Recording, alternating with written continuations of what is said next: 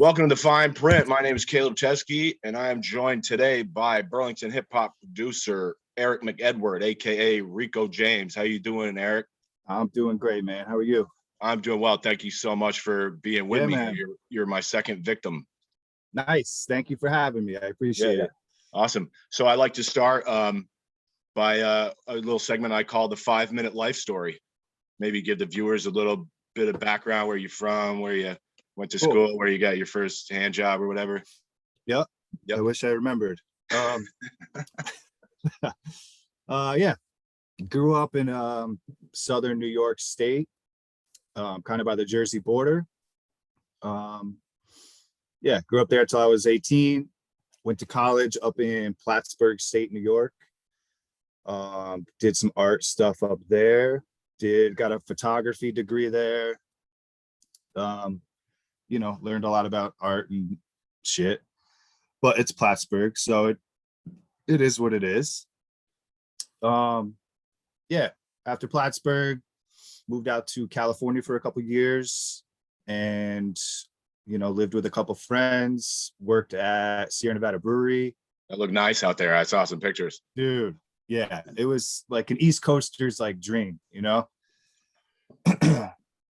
So yeah, that was cool for a couple years, and then got engaged and had to be closer to family and all that stuff.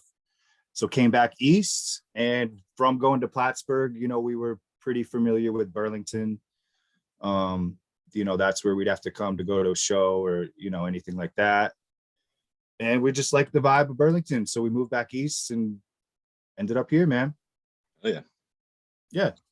That's lovely. So I wanted, at the risk of sounding super corny, because I know every dickhead who interviews a hip hop guy does this, but tell me what you grew up on. What were your classic hip hop jams growing up?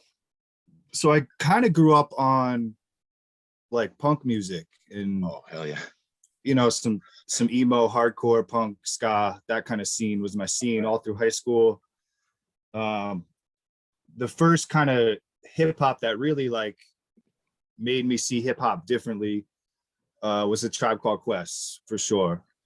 Sneaking into my brother's CDs. It was A Tribe Called Quest and Cypress Hill. That was my first two hip hops where I'm like, oh, this shit's different than the bullshit I hear on the radio going to school every day. How old are you? 36. Oh yeah, that makes perfect sense. Yeah. Yep. Yeah, so that was the first thing I was like, oh shit, I kind of wrote off rap and all that shit just from what media showed me it was, without really knowing what the fuck it was and the history and all that. So I first heard Tribe and Cypress Hill, and that turned a little switch for sure. My sister used to have Black Sunday on a cassette tape. Yeah, dude, that was the record. Yeah. And after that, it really took me like meeting someone that was super into hip hop to like feed me what I needed to be fed. Who was that? One of my college roommates. His name's Perry. He was a freestyling all day in his room kind of dude. Grew up on all the shit that I should have been listening to. Put me on to like, we were big QN5 music guys. Tone Deaf, Cunning Linguists. That was like, when I found that shit, I was like, oh, okay, what the fuck? Like, that's what really got me, was that shit. And just the whole independent atmosphere, growing up on punk and ska and shit, that was, it's DIY, all independent. And that, when I found independent hip hop, I was like, oh yeah, this is what I need to be doing. This was what feels right. Yeah. Yeah, boy, that Tribe, that anthology, man, we used to bang that endlessly. Oh, yeah. It's like high school all over again. I think the first Tribe record I heard was The Love Movement, oddly enough. And then, went on from there. But yeah, Tribe and Cypress Hill changed everything for me. So when did you get into making beats?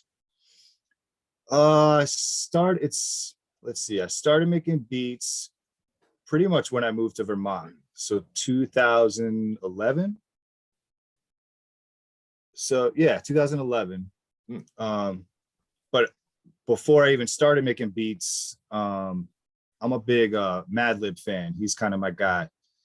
So when I saw like, you know, Stone's Throw and what he was doing, in a certain documentary called Scratch, I don't know if you've seen it or familiar with it. I can't recall. I've seen a few documentaries about turntables, but right. Well, look up Scratch. Okay, heard. Yeah. But when I saw that, I was like, oh fuck, like that opened my eyes to sampling, and Madlib opened my eyes to what sampling was. So I was buying records and digging for records for like a few years before I even learned how to make a beat. just like knowing like, all right, I'm going to use these at some point when I learn how to make beats. But I was I was digging and buying records, kind of stocking up. And when I learned to make beats, I was like, all right, shit, I got a couple years worth of stuff ready to go already. Wow, you're pre-gaming. Yeah, I was. Wow, that's yeah. It kind of a weird way to do it. I was gonna say I saw your record collection up there, and it looks boy, your shit is so well organized. Are you a serial killer? Yeah, a little bit. I don't know how you keep that shit so clean. It's the one thing in my life that's I can control and keep it clean, you know. I'm a dad, I got 2 kids, you know, it's chaos all the time. So my little lab is the only place I can really feel like I can take over that shit. Yeah, safe zone. So, yeah, exactly. Oh, word. Yo, so I'd like to take just like maybe a little trip down memory lane here. There's going to be a little gap in between when you started in 2011, but you told me really your first crew was the self-portrait crew, and that was like 16, 17 or something, somewhere in there. I think so. So I met Trono actually in Plattsburgh. He went to Plattsburgh as well. And we started a little clothing company, and we're trying to do apparel. And he was always writing rhymes. Like even then he had just stacks and stacks of notebooks. Like I think he was an English major in school, so he's writing all the time. Yeah. And I know some people, I've seen it recently, but that dude is super underrated as like an MC. He's crazy dope, and he writes constantly. But yeah, I met him in like 2008, maybe something like that, in Plattsburgh. We started kind of doing our thing. We started writing raps to others, like other beats. I wasn't making beats yet. Never really took it too seriously, or at least I didn't. But like, you know, it was just something we did. It was fun, blah, blah, blah. A couple of years later, I'm back in Burlington. You know, we start getting back into stuff. We start writing again. I start making beats. We're like, oh shit, all right, let's do something. And, you know, because we respect hip hop a lot, we felt like we couldn't really do it without a DJ. Like it just felt weird going up there and fucking plugging in a laptop or a phone. Like, yeah, you know, so we stumbled upon Kanga, and we're like, yo, do you want to, I hit him up about like the first show I think we booked. I was like, yo, do you want to play with us? He's like, yeah, sure. And that was it. Yeah. And I was fucking amazed that nobody had scooped Kanga up. And like, where was your first show at? Our first show was at what's the name of it? There's an Irish pub downtown Burlington off of Church Street. Shit. Let's think of some Irish at Finnegan's or yeah. Yeah. Finnegan's. All right. And we opened up for 2 hardcore bands.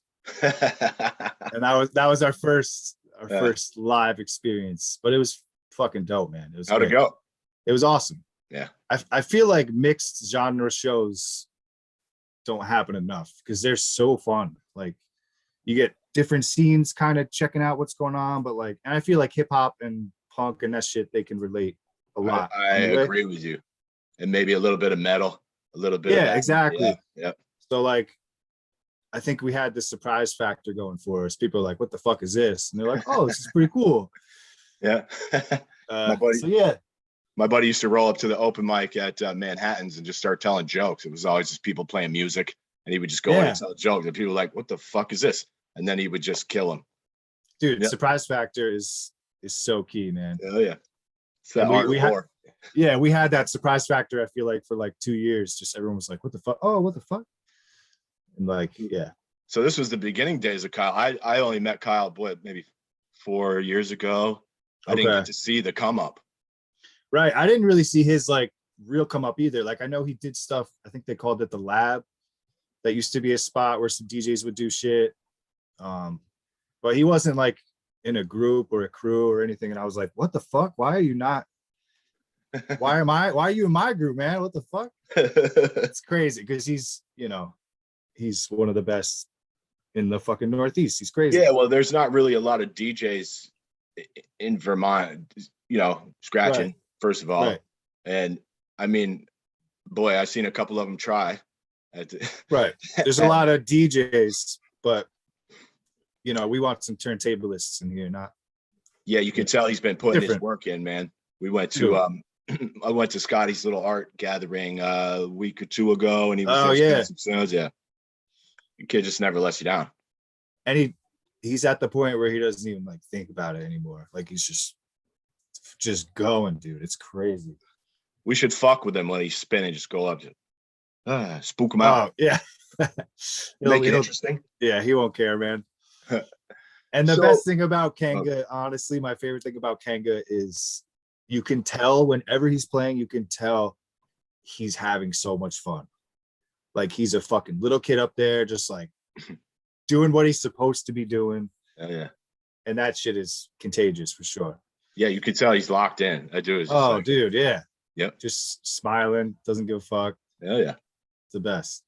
So yeah, that was self-portrait. That was kind of my first plug into the scene here and started connecting, meeting people and that kind of shit. Yeah. So, and I mean, I know the hip hop scene, you know, I've known Justin Bolin for a long time, and I, you know, used to watch him rap at parties when I was 16 or 17 in the woods in Danville. And that was some of my real first exposure to hip hop. And other than that Wu-Tang CD, the kid left in my Discman, you know, he left the 36 chambers in there. I was like, oh shit. All right.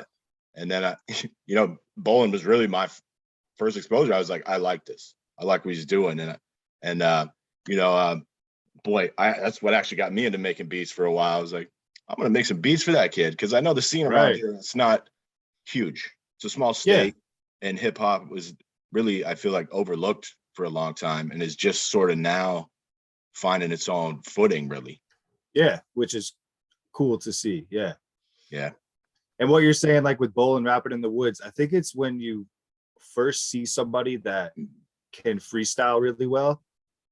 And like when you first see someone in person that can really freestyle, you're like, more. Like, I need more of this. This is crazy. And he would have like a bongo drum and like a sick, some real hippie shit. But it was fantastic, you know, and they would rock parties, man. That's dope. So let's move along now after the self-portrait. What's next? Is this the Equalized phase? Let's see. Self-portrait. Yeah, kind of blended into when Equalized started. Would probably be a little bit after self-portrait fizzled out a little bit. I was doing stuff with my man Precise MC. We have a little duo called PR Department. So we still make EPs and stuff, but I was kind of doing stuff with him. And then just kind of making beats, man. Like, I like rhyming and I like rapping and stuff, but I like beats that's what makes me feel shit, you know? Yeah. So I kind of purposely took a back seat on trying to write raps and like, nah, I want to be a beat dude. I want to be Mad Lib. I want to be blunted in the bomb shelter, just making beats all day. Like, that's it. Yeah. Yeah. So that kind of led into the next phase, which ended up being Equalized, and kind of building that up and just funneling and channeling energy and music through that shit. Tell me about your logo, man, because I've looked at that logo 1,000 fucking times and it trips me out every time I look at it. The Equalized logo? Yeah. I forget like who had the idea, but I was sketching, you know, possible logo ideas in a notebook and shit. And just Equalized, we thought of the two eyes with the records. Like, it just fucking made so much sense, you know? So you drew that? I drew it and then kind of digitized it afterwards. Oh, nice. Yeah. And what about, look, I was looking through all your album covers and stuff. You got some very interesting album covers. Who does your album art? Most of the time, me. Oh. Yeah, I do a lot of shit, man. Like, I like keeping shit in house. I don't like having to fuck around and wait for other people, like all that. You know, and I went to school for art, so I know how to do some design shit. I got a photo degree. I can do photos. I screen print. I can do screen printing. Oh, don't blow that up. We were gonna get to that later. You fucker. So, that was my idea behind Equalized, was like, all right, I can do all this shit. I need to do it under one thing, one roof, where I can try to channel everything I know how to do into one thing. And I originally approached Zach Crawford, Sky Splitter, like a couple years before Equalized started. And I was like floating the idea with him. I think I hit up Bolin too and was like, yo, what do you think? But he had already done another label. Fuck's the name of it? World Around Records. Yeah, he was already like kind of over that. So he's like, nah, I don't want to do that shit. Like, you could do it, but I'm not. I'm already over it. I was on one of those records. Yeah. Oh, nice. Yeah, with SK, which is outrageous. Crazy. That's cool. Yeah, that's why I started making beats. I was like, I want to make beats for Justin, and then he's gonna rap on them. And we never quite got. I kind of fizzled out, I was like, but that was the goal, I was like, and that sent me like 8 years just banging out beats. Yeah.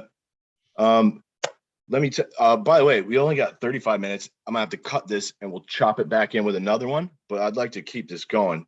Yeah, man. Yeah, all right, cool. So when I'm looking through your Bandcamp page, I thought, I'm gonna go check this kid's page out and I'm gonna rifle through his collection. And then I got in there and it's just fucking never ending. You got 68 bunch of shit projects up there on the Equalized page, I believe. Oh, the Equalized I'm not really affiliated with anymore. Oh no. Oh, okay. So that's just your page. The Equalized is some other like that. I kind of stepped away from that a couple years ago. So I got the sounds of Rico.bandcamp. That's my shit. Okay. Shit, I caught me off guard with that one. No, it's cool. But a bunch of those projects on there were yours though. Right. The first big chunk, okay, cool. was a year or two of me being heavily involved in kind of doing that shit. Cool. And I see you've collab with probably more people than anybody in Vermont that I've seen. You got collabs with everybody. It's the best. It's the fucking best, man.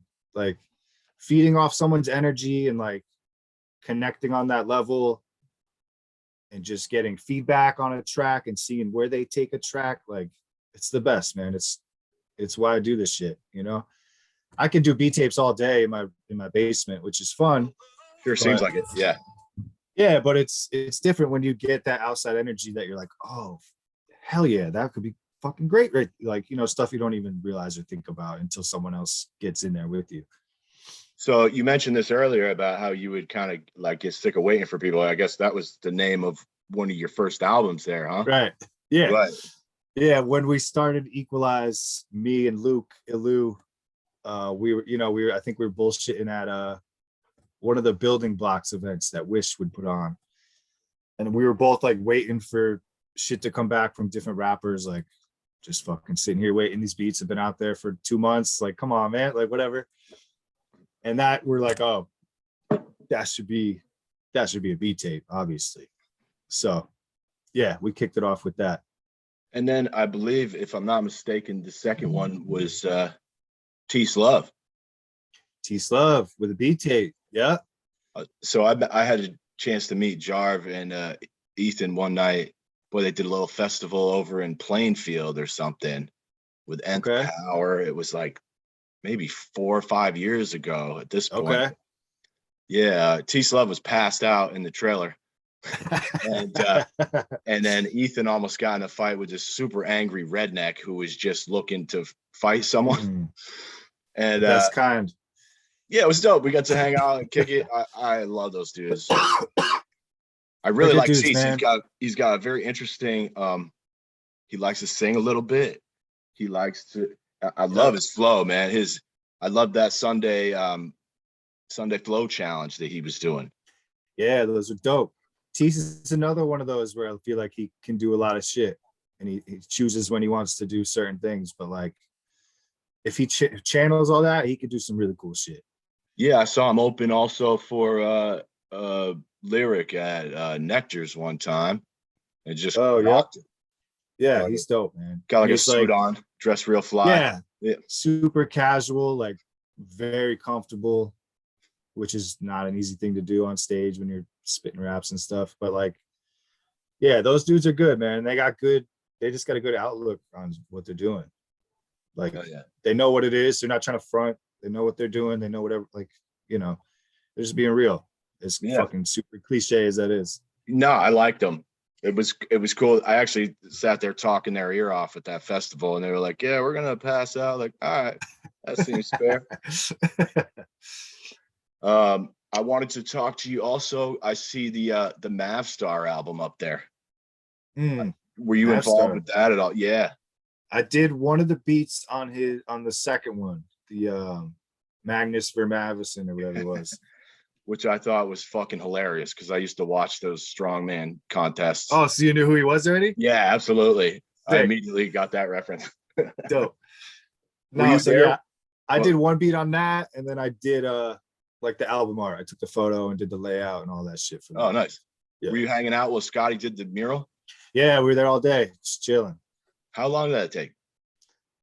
We were there for 4 or 5 hours at least. That's it. It was most of the day, but yeah, just one day. He's crushes it, dude. And got a music video out of it as well. Right. Yeah. The same day. Yeah. We were just kind of kicking it, hanging out. It was one of the first times I think people saw people after like COVID. It was like in the summer. I think it was like July or August after like COVID hit. So like, I remember seeing people like, oh shit, I'm like hanging out with like 4 people right now. This is crazy. Outside, the sun, fucking drinking beers. It's great. Yeah, I lost track of time. Like, when did it begin and when did it end? Yeah, it's weird, man. Yeah, Mav is a good dude. Mav's a good dude. He loves what he does and he fucking kills it. And that's another dude. He's the most casual motherfucker on his rhymes, but like, they're so smooth. Yeah, he kills it. Yeah, I like Merrick. He's we've got to hang out a number of times, and yeah, he's one of probably my closer acquaintances over there. And he's a good dude, man. Like, anytime I see a cipher and I see Mav jumping in, I'm like, fuck yeah. He told me at Zen Barn, he went to that Wu-Tang show, and he said he handed a free CD to Inspector Deck. And Inspector Deck was not impressed. And then he said, Inspector I wonder Deck. how many CDs Inspector Deck's been handed in his lifetime. He said Inspector Deck told him to rap for him. And shit. That's pressure.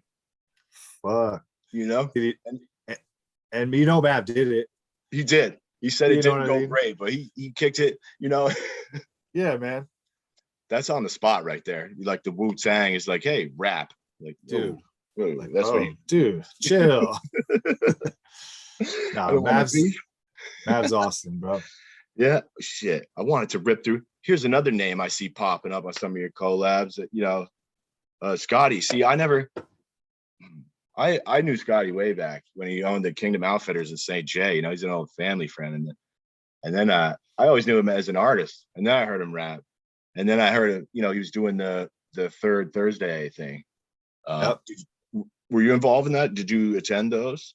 Yeah, I used to go to a bunch of those. That was the spot, man. That's where everybody came to fucking feel comfortable, practice their shit, and like it was such a good homey atmosphere. The Third Thursday shit.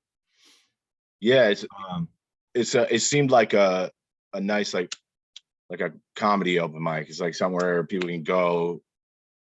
People know it's happening. Like, there's going to be rap here, so don't get fucking weird about it. Right. Yeah. And a lot of us are a little older now, so we got families, kids, wives, whatever. And that was, whenever we're there, we're like, yeah, we escaped all the bullshit in life, and we're sitting here right now together. And it always felt like that. Like, yeah, this is our escape. Let's enjoy it. Oh yeah. It was nice. I like that Scotty puts stuff like that together, you know. He's very community oriented and he's constantly just trying to help people or, you know, chip in wherever. He is, man. And he's such a genuine dude. Like, he means it. He wants to see people win. He wants to see shit go well. Like, he wants to see our scene fucking hungry and thriving. And yeah, he's a good host for that. And he brings a lot of energy there. And the above the radar stuff that Anthill does. Oh, would he host it too? Yeah, he's in charge of all that shit. Oh hell yeah! So he does the funding, he gets the sponsors, and like, you know, no doubt, boy, he did all that shit. He puts up the whole shit. You know, Anthill Collective, but a lot of it is him setting all this shit up.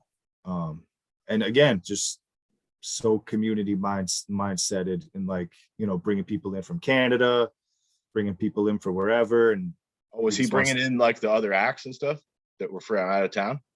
Oh, for Above the Radar, the graffiti thing. Oh no, I thought for the Third Thursday thing. I know once in a while you guys would get like a headline or someone from out of town to come through. Totally. He's all about that shit. And, you know, talk about the Above the Radar though. Yeah, that's what I was saying. The graffiti fest they do down on the waterfront. They've been doing it every summer. They've had a couple at this point. I forget how many, 3 or 4. But you know, it's a huge all weekend thing. Artists come from all over the United States, Canada, elsewhere. No shit. Yeah, and you know, he funds it. There's a food truck, there's music all 3 days, there's stuff for kids. Like, it's a fucking event down by the waterfront. It's like, I forget how big the wall is, but it's a huge wall where they got, you know, 20 or 30 artists just going crazy. You know, that takes a lot of work to put some shit on like that, you know? And like, you really got to love what you're doing and love seeing people come together and do this shit to put in that energy to do that. Cause that's crazy. And he does it because he just loves it. He wants people to fucking hang out for a weekend and paint, you know? What a dick.